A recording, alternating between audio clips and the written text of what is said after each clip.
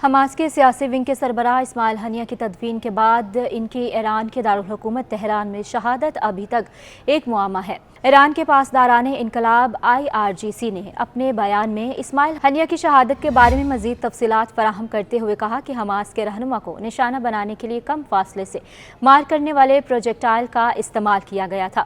ایران کے سرکاری خبر رساں ایجنسی فارس کے مطابق پاسداران انقلاب کا کہنا ہے کہ ان کے تحقیقات میں سامنے آیا ہے کہ اسماعیل ہنیہ کی رہائش گاہ پر شارٹ رینج پروجیکٹائل فائر کیا گیا ہے، جس پر تقریباً 7 کلو گرام وار ہیڈ لگا تھا۔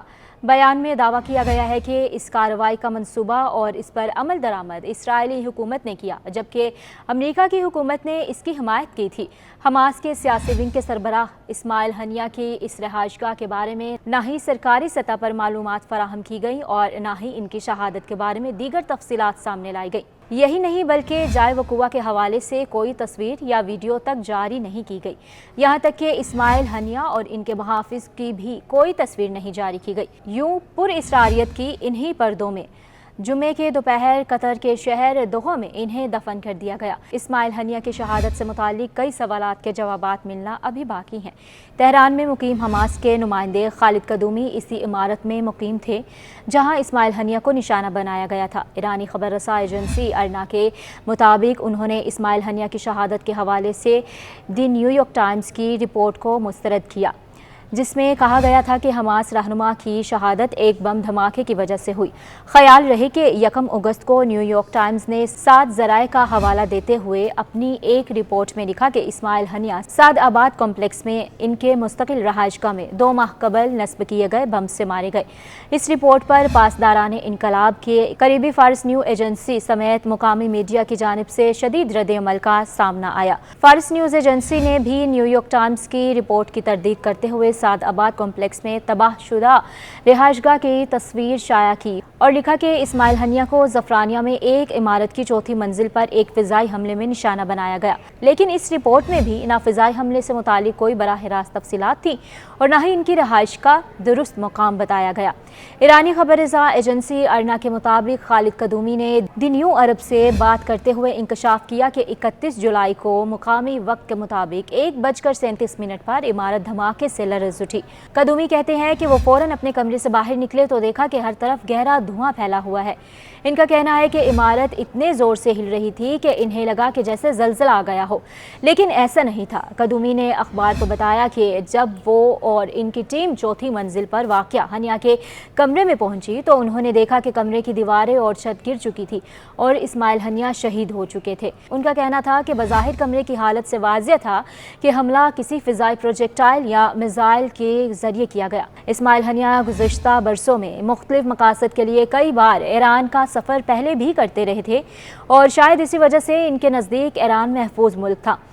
حال ہی میں وہ 2 جون میں یعنی قتل سے 2 ماہ قبل ایرانی صدر ابراہیم رئیسی کے جنازے میں شرکت کے لیے ایران گئے تھے۔ تہران میں اسماعیل ہنیہ نے اپنے قتل سے چند گھنٹے قبل ایران کے رہبر اعلیٰ آیت اللہ خامنائی اور نئے صدر مسعود پزشکیان سے ملاقات کی تھی۔ بدھ 31 جولائی کو تقریباً رات 2 بجے سماجی رابطے کی ویب سائٹ ایکس سابق ٹویٹر پر کم از کم 3 گمنام اکاؤنٹس نے تہران کے شمال اور مغرب میں ایک زوردار دھماکے کی آواز سنے جانے کا دعویٰ بھی کیا ہے۔ اس کے تھوڑی ہی دیر بعد پاسداران انقلاب نے اسماعیل ہنیہ اور ان کے محافظ کی شہادت کی تصدیق سے متعلق بیان جاری کر دیا۔ فلسطینی تنظیم حماس نے بھی اس کی فوری تصدیق کر دی۔ ایرانی پاسداران انقلاب کے ابتدائی بیان میں اس بارے میں کوئی تفصیلات نہیں تھیں کہ اسماعیل ہنیہ کو کس طرح شہید کیا گیا۔ بیان میں فقط یہ بتایا گیا کہ حماس کے سیاسی بیورو کے سربراہ اسماعیل ہنیہ کے تہران میں رہائش گاہ کو نشانہ بنایا گیا، جس میں وہ اور ان کا محافظ شہید ہو گئے ہیں۔ سنیچر کو ان کی جانب سے جاری بیان میں یہ ضرور بتایا گیا کہ حملہ شارٹ رینج پروجیکٹائل سے کیا گیا اور اس میں 7 کلو گرام کا وار ہیڈ استعمال کیا گیا ہے، لیکن یہ نہیں بتایا گیا کہ اسماعیل ہنیہ کہاں رہائش پذیر تھے اور نہ ہی یہ بتایا گیا کہ ان کو کیسے اور کس طرح سے نشانہ بنایا گیا۔ ایران اور حماس نے اس کارروائی کا اصل ذمہ دار اسرائیل کو ٹھہرایا، تاہم اسرائیل کا کہنا ہے کہ وہ اسماعیل ہنیہ کے قتل کے حوالے سے کوئی پوزیشن نہیں لے گا۔ IRGC نے اپنے بیان میں کہا ہے کہ اس واقعے کی تحقیقات جاری ہیں اور اس کے حوالے سے معلومات بعد میں جاری کی جائیں گی، تاہم بعد میں جاری کیے گئے بیانات میں بھی جائے حادثہ کی کوئی تصویر یا ویڈیو تک جاری نہیں کی گئی۔ بعض مقامی میڈیا اور IRGC کے قریبی چینلز کی جانب سے ابتدا میں کہا گیا کہ اسماعیل ہنیہ کو فضائی حملے میں نشانہ بنایا گیا اور وہ تہران کے شمال میں واقع سابق فوجیوں کے لیے مخصوص رہائش گاہوں میں سے ایک میں مقیم تھے۔ معروف اسرائیلی صحافی اور تجزیہ کار رامید سیگل نے اسماعیل ہنیہ کے قتل کی خبر کے فوراً بعد اپنے ٹیلی گرام چینل پر لکھا کہ انہیں رات 2 بجے ایک راکٹ حملے میں نشانہ بنایا گیا۔ حماس کے سیاسی شعبے کے سربراہ کے قتل کے طریقے کے بارے میں کسی قسم کی حتمی اور واضح معلومات شیئر نہ کیے جانے کے باعث سوشل نیٹ ورکس اور بعض میڈیا پر مختلف قیاس آرائیوں کو جنم دیا۔ ایران کی ایک مقامی نیوز ایجنسی میزان نے ایرانی حمایت یافتہ بیروت کے سیٹلائٹ ٹی وی المیادین کا حوالہ دیتے ہوئے لکھا کہ اسماعیل ہنیہ کا قتل ایران کے اندر سے نہیں بلکہ سرحد کے باہر سے کیے جانے والے میزائل حملے کا نتیجہ تھا۔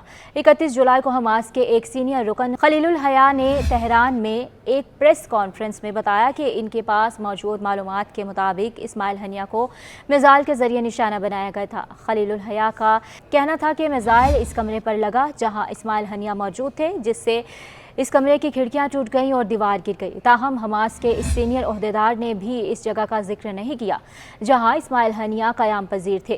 فی الحال زیادہ تر افراد کا خیال ہے کہ اسماعیل ہنیہ میزائل حملے میں مارے گئے، نہ کہ بم یا ڈرون کے استعمال سے۔ اس کے بعد IRGC وابستہ کئی چینلز پر ایک رپورٹ شائع ہوئی جس میں کہا گیا کہ اسماعیل ہنیہ تہران کے شمال میں واقع تھراللہ اڈوں میں سے ایک میں مقیم تھے۔ اس کے تھوڑی دیر بعد انٹیلیجنس اداروں سے منسوب ایک رپورٹ پاسداران انقلاب کے ٹیلی گرام چینلز پر شائع ہوئی جس میں دعویٰ کیا گیا کہ اسماعیل ہنیہ کو تہران کے شمال میں سابق فوجیوں کے اڈوں پر مکمل طور پر خفیہ رکھا گیا تھا، یہاں تک کہ عمارت کا چوکیدار اور مقامی پولیس ان کی شناخت کے بارے میں کچھ نہ جانتے تھے۔ انہیں محض اتنا معلوم تھا کہ یہ کوئی عام غیر ملکی مہمان ہے۔ افواج کے سربراہان کے علاوہ صرف صدر کے دفتر کے سربراہ حاجی مرزائی کو سابق فوجیوں کی جگہ پر رہنے والے شخص کی شناخت کے بارے میں بتایا گیا تھا تاکہ وہ ان کے لیے ضروری حفاظتی انتظامات کر سکیں۔ اس رپورٹ کو سیکیورٹی اداروں نے چند گھنٹوں کے بعد ہی مسترد کر دیا۔ نشاط والے اثر کمپلیکس، بسیج الزہرہ کیمپ اور سعد آباد کمپلیکس کے کچھ دوسرے علاقے ان